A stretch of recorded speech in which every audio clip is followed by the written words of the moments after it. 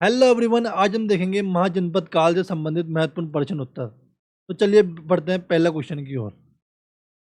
गौतम बुद्ध के जीवन काल के दौरान 7वीं तथा आरंभिक सदी 6ठी सदी ईसा पूर्व में कितने महाजनपद अस्तित्व में थे? तो ये थे 16 महाजनपद। कितने थे? 16 महाजनपद। तो इसका करेक्ट आंसर होगा ए।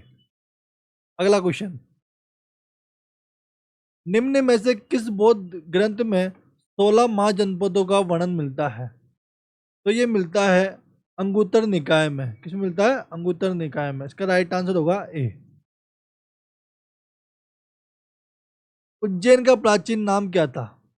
उज्जैन का प्राचीन नाम क्या था? तो उज्जैन का प्राचीन नाम था जो था अवंतिका।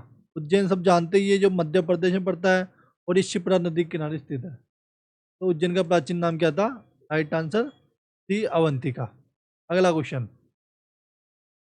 प्राचीन भारत के महाजनपदों के शासकों ने अपने क्षेत्र में भाग नामक कर किससे वसूल किया था? तो यह वसूल किया था किसानों से। किससे वसूल किया था? किसानों से। राइट आंसर होगा ए। 16 महाजनपदों के युग में मथुरा इनमें से किसकी राजधानी थी? मथुरा किसकी राजधानी थी? तो यह थी सूरसेन की। मथुरा सब जानते ही यूपी में पड़ता है, जो कि मथुरा एक महाजनपदों में से एक था। इसकी राजधानी थी सूरसेन। राइट आंसर होगा इसका डी। नेक्स्ट क्वेश्चन, चंद्र प्रद्योत किस प्राचीन गणराज्य के राजा थे? तो ये थे अवंती के। देख लिया, उज्जैन की राजधानी अवंती है ना। सॉरी, उज्जैन का पुराना नाम अवंती था ना। राइट आंसर होगा इसका सी। अगला क्वेश्चन, चंदो चंद्र प्रद्योत किसके समकालीन थे? तो ये थे गौतम बुद्ध के। राइट आंसर होगा इसका बी। वज्जी महाजनपद की राजधानी कौन सी थी? वज्जी महाजनपद की राजधानी कौन सी थी? तो ये राजधानी थी वैशाली। राइट आंसर होगा इसका सी, वैशाली। वज्जी संघ के विरुद्ध मगध राज्य के शासक ने प्रथम बार रत्नमूसल तथा महाशिला कंटक नामक गुप्त हथियारों का प्रयोग किया था। तो ये किया था अजात शत्रु ने। किसने किया था? अजात शत्रु ने इनका प्रयोग किया था। तो राइट आंसर होगा इसका ए। अगला क्वेश्चन, राजा नंद का उल्लेख राजा नंद का उल्लेख करने वाला अभिलेखीय प्रमाण कहाँ से मिलता है? कौन सा है? तो ये है हारवेल का हाथी गुम्फा अभिलेख। राइट आंसर होगा इसका ए। 6ठी शताब्दी ईसा पूर्व में सोथीवती किसकी राजधानी थी? तो ये राजधानी थी चेदी की। चेदी महाजनपद की राजधानी थी सोथीवती। राइट आंसर होगा इसका सी। कौन सा महाजनपद गोदावरी नदी के तट पर है? कौन सा महाजनपद गोदावरी तट पर है? तो ये है असमक। राइट आंसर होगा इसका सी। कौशल महाजनपद वर्तमान भारत में किस राज्य का एक भाग है? तो यह है उत्तर प्रदेश का। राइट आंसर होगा इसका डी। हर्यक वंश मगध का प्रथम शासक कौन था? हर्यक वंश का मगध का प्रथम शासक कौन था? तो यह था बिंबिसार। राइट आंसर ए। निम्नलिखित में से किसे सैनिया कहा जाता था? सैनिया यानी नियमित और स्थायी सेना रखने वाला। तो यह कहा जाता था बिंबिसार को। Right answer A. राजा बिंबिसार के दरबार में उस प्रसिद्ध चिकित्सक का नाम है जो भगवान बुद्ध के निजी चिकित्सक थे। भगवान बुद्ध के निजी चिकित्सक जो कि राजा बिंबिसार के दरबार में प्रसिद्ध है। तो इसका राइट आंसर होगा जीवक। करेक्ट आंसर इसका सी। मगध साम्राज्य का उत्कर्ष किस शताब्दी में हुआ था? मगध साम्राज्य का उत्कर्ष किस शताब्दी में हुआ था? तो ये होता है 6ठी शताब्दी में, है ना। राइट आंसर होगा इसका बी। निम्नलिखित में से कौन एक मगध साम्राज्य की राजधानी नहीं थी? मगध साम्राज्य की राजधानी नहीं थी। तो ये नहीं थी कौशाम्बी। बाकी सबको मगध कहा जाता है। गिरिव्रज, राजगृह और पाटलिपुत्र, है ना, तीनों मगध की राजधानी थी। डी इसकी राजधानी थी कौशाम्बी। अगला क्वेश्चन, चौथी शताब्दी ईसा पूर्व में मगध की राजधानी किस स्थान से स्थानांतरित कर दी गई थी? तो ये कर दी गई थी पाटलिपुत्र से, है ना, पाटलिपुत्र से स्थानांतरित कर दी गई थी राजगृह। इसका राइट आंसर होगा डी।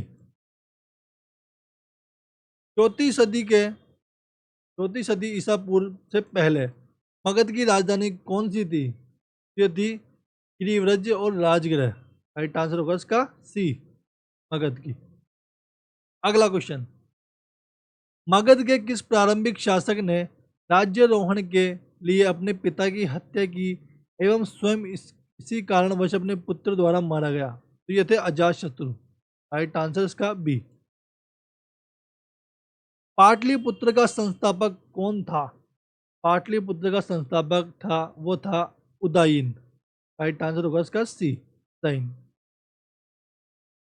निम्नलिखित में से कौन सा एक राजशाही राज्य नहीं है जो भारत में 7वीं और 6ठी शताब्दी ईसा पूर्व में मौजूद था? तो यह था वैशाली। राइट आंसर होगा इसका C. Right answer C, Vaishali. अगला क्वेश्चन, मालवा क्षेत्र पर मगध की सत्ता का विस्तार निम्न में से किसके शासनकाल में हुआ था? मालवा क्षेत्र था जो मगध की सत्ता का विस्तार निम्न में से किसके शासनकाल में हुआ था? तो ये हुआ था शिशुनाग के शासनकाल में। Right answer D. मगध का कौन सा सम्राट अपरोप परशुराम के नाम से जाना जाता था? तो ये जाना जाता था महापद्म नंद। राइट आंसर होगा इसका डी। प्रसिद्ध चिकित्सक जीवक किसके द्वारा नियुक्त किया गया था? जीवक जो कि चिकित्सक थे, ये किसके द्वारा नियुक्त किए गए थे? ये किए गए थे बिंबिसार के द्वारा। राइट आंसर होगा इसका डी।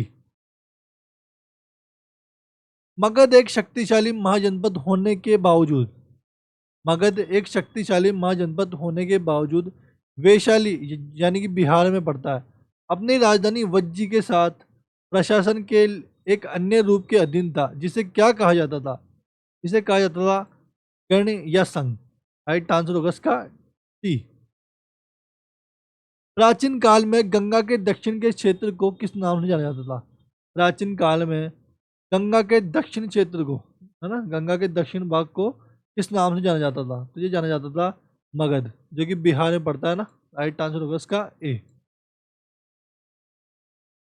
पाटलिपुत्र यानी वर्तमान का पटना जो कि बिहार में है, जो कई वर्षों तक मगध की राजधानी कौन सी थी? ये थी राजगृह। देखा ना, राजगृह, पाटलिपुत्र। तो इसका राइट आंसर होगा डी। 6ठी शताब्दी ईसा पूर्व में महाजनपद कांधार की राजधानी कौन सी थी? तो कांधार की राजधानी थी तक्षशिला, जो वर्तमान में पाकिस्तान में पड़ती है। ठीक है, राइट आंसर होगा इसका सी। प्राचीन भारत में किस साम्राज्य के उदय में झारखंड में पाई जाने वाली लोहे की खदानों ने सहयोग किया था? तो ये सहयोग किया था मगध ने, है ना, मगध ने इसमें सहयोग किया था। राइट आंसर होगा इसका बी। मगध महाजनपद किन नदियों से घिरा हुआ था? मगध महाजनपद किस नदियों से घिरा हुआ था? तो ये घिरा हुआ था गंगा और सोन नदी। हमने देखा ना, गंगा का दक्षिण भाग है जो है गंगा। तो राइट आंसर होगा इसका गंगा और सोन, जो कि मगध महाजनपद इन नदियों से घिरा हुआ है। राइट आंसर इसका सी।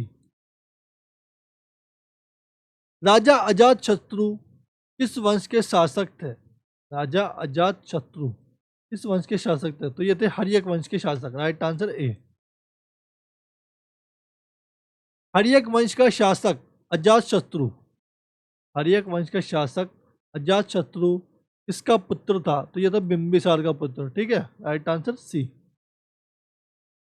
6ठी शताब्दी ईसा पूर्व का मत्स्य महाजनपद कहाँ स्थित था?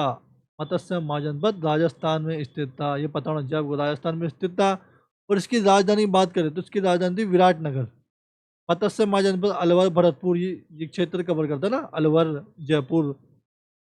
राइट आंसर होगा इसका बी, मत्स्य महाजनपद राजस्थान में स्थित है।